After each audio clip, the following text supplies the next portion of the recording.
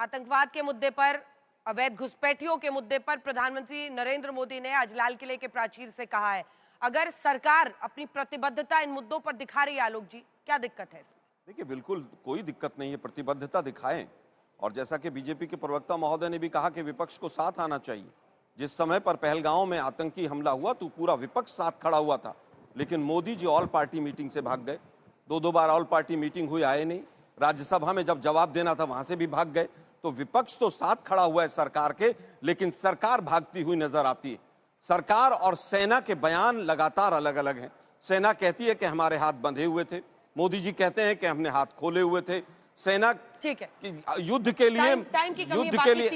लिए मोदी जी ने कहा कि अगर अब कोई आतंकवादी हमला होगा तो हम युद्ध करेंगे। अरे भाई, क्या अभी नहीं हुआ? ठीक है, संगीत रानी जी जल्दी से छोटा-छोटा कमेंट आशुतोष जी में आ रही है उसके बाद। देखिए, ये एक बहुत ही अद्भुत आज का प्रधानमंत्री का संबोधन था।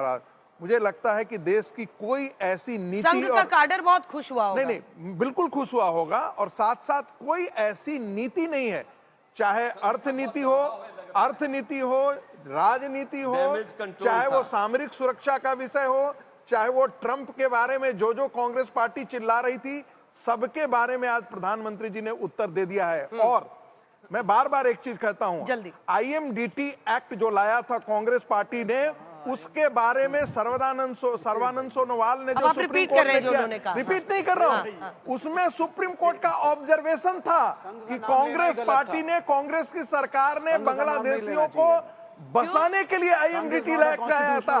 यही कांग्रेसी घुसपैठियों को चूंकि वोट बैंक खड़ा किया, वामपंथियों ने बंगाल में खड़ा किया, और आसाम के अंदर अली और कुली के सहारे ये पावर में आते रहे। इसलिए इनको SIR का मुद्दा क्या है? बांग्लादेशियों को इन्होंने राजनीतिक दामाद बना दिया है, उनको भगाने नहीं देना चाहते हैं। इनको राजनीतिक दामाद बना रखा है, वोट बैंक के तौर पे उनको भगाना नहीं चाहते हैं। इसीलिए राहुल गांधी उनके लिए तड़प रहे हैं।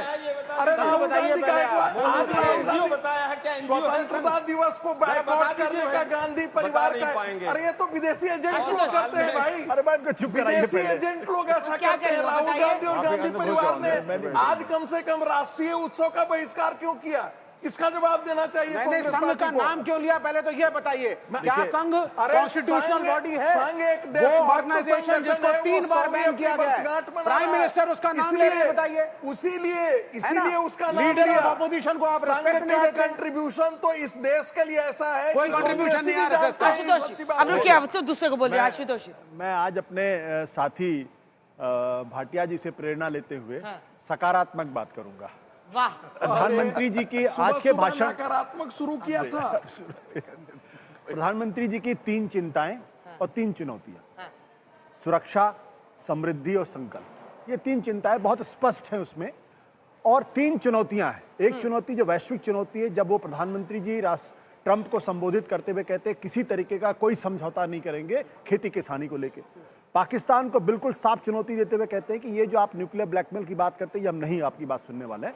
और ये बहुत क्लियर मैसेज जाना भी चाहिए दुनिया को भी, अमेरिका को भी, चाइना को भी और पाकिस्तान को, जो मुझे लगता है आज उन्होंने बहुत पावरफुल तरीके से दिया है। दूसरी बात जो है वो आर्थिक चुनौती। आर्थिक चुनौती बहुत जरूरी है, क्योंकि इस वक्त भारत एक बड़े आर्थिक संकट को अपने सामने देखता हुआ महसूस कर रहा है। इसलिए उन्होंने अपने भाषण में 26 बार आत्मनिर्भर का जिक्र किया, और 20 बार जो है वो उन्होंने रिफॉर्म का जिक्र किया, सुधार का जिक्र किया। और उसमें वो तमाम चीजों के बारे में बात करते बहुत लंबा हो जाएगा। आखिरी जो चुनौती है वो वाकई में उनकी अपनी चुनौती है, और वो है चुनौती खुद उनके अपने परिवार से जो मिल रही है, जो राष्ट्रीय सुरक्षा RSS से जो उनको चुनौती मिल रही, जो पिछले 1.5-2 साल से पार्टी का अध्यक्ष नहीं चुन पा रहे, उसको लेके है। इसलिए उन्होंने उनको भी अपील करने की कोशिश की। आज गजब हो गया। गौरव जी, आपका जो असर हुआ है ना आशुतोष जी पर, मतलब ये कामिंग इफेक्ट क्या हुआ है, ये हम लोग उसको डिकोड करेंगे। शुरुआत पॉजिटिविटी से की है।